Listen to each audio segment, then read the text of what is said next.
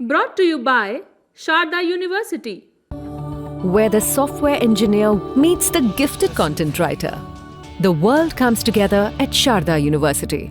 27 जून को मीडिया के सामने अमेरिकी राष्ट्रपति डोनाल्ड ट्रंप ने कहा था कि अगले हफ्ते तक गजा में सीजफायर हो जाएगा। इस बयान के 5 दिनों बाद यानी 2 जून को ट्रंप ने ऐलान किया कि इजराइल गजा में सीजफायर के लिए राजी हो गया है। इसके साथ ट्रंप ने हमास को लेकर एक चेतावनी भी दी, चेतावनी कि अगर सीजफायर के लिए नहीं माने तो हालात बद से बदतर हो जाएंगे। आपको याद दिला दें कि एक दिन पहले ही खबर आई थी कि इजराइल के प्रधानमंत्री बेंजामिन नेतन्याहू व्हाइट हाउस जाने वाले हैं। दोनों की मुलाकात किस मुद्दे पर हो सकती है और व्हाइट हाउस ने गजा पर क्या बताया, ये आगे इस वीडियो में जानेंगे। शुरुआत ट्रंप के बयान से करते हैं। भारतीय समय अनुसार 2 जून की सुबह करीब 4 बजे ट्रंप ने लिखा, मेरे प्रतिनिधियों ने गजा पर इजरायलियों के साथ एक बैठक की। इजराइल 60 दिनों के संघर्ष विराम के लिए मान गया है। अब हम सभी पक्षों से बातचीत कर युद्ध खत्म करने की कोशिश करेंगे। कतर और मिस्र के लोग जिन्होंने शांति लाने में बहुत मेहनत की है, इस अंतिम प्रस्ताव को पेश करेंगे।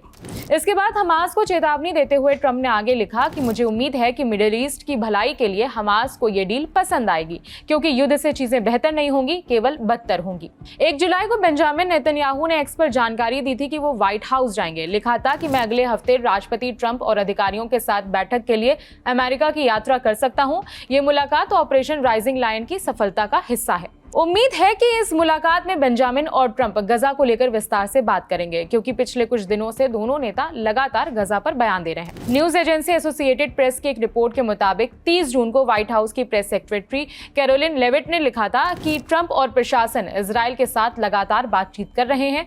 गजा विवाद को रोकना ही ट्रंप की प्राथमिकता है। इस युद्ध में गजा और इजराइल की तस्वीरें हृदय विदारक हैं। ट्रंप इस युद्ध को खत्म होते हुए देखना चाहते हैं। डोनाल्ड ट्रंप ने पिछले हफ्ते ही बताया था कि उन्हें लगता है कि गजा में सीजफायर होने वाला है। हालांकि तब उन्होंने इस बात की जानकारी नहीं दी थी कि ये कैसे होगा।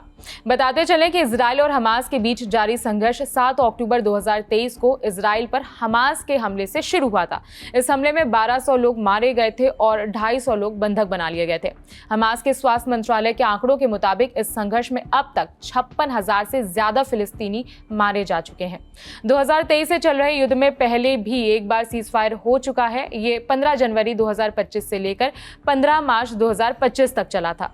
इसके बाद सीजफायर को आगे बढ़ाने को लेकर इजराइल और हमास के बीच बात नहीं बन पाई थी।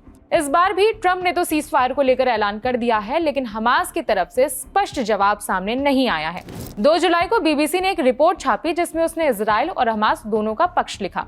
रिपोर्ट के मुताबिक अमेरिका में इजरायली राजदूत ने बताया कि इजराइल सीजफायर चाहता है, लेकिन हमास नहीं मान रहा। हम हमास पर दबाव बना रहे हैं। अगर वो बातचीत के लिए नहीं माना तो हम बंधकों को वापस लाने के लिए क्षेत्र में मिलिट्री बढ़ाएंगे। ये युद्ध तभी खत्म होगा जब बंधक अपने घर लौटेंगे। आगे बीबीसी ने हमास के एक अधिकारी का बयान छापा जो उन्होंने पिछले हफ्ते दिया था।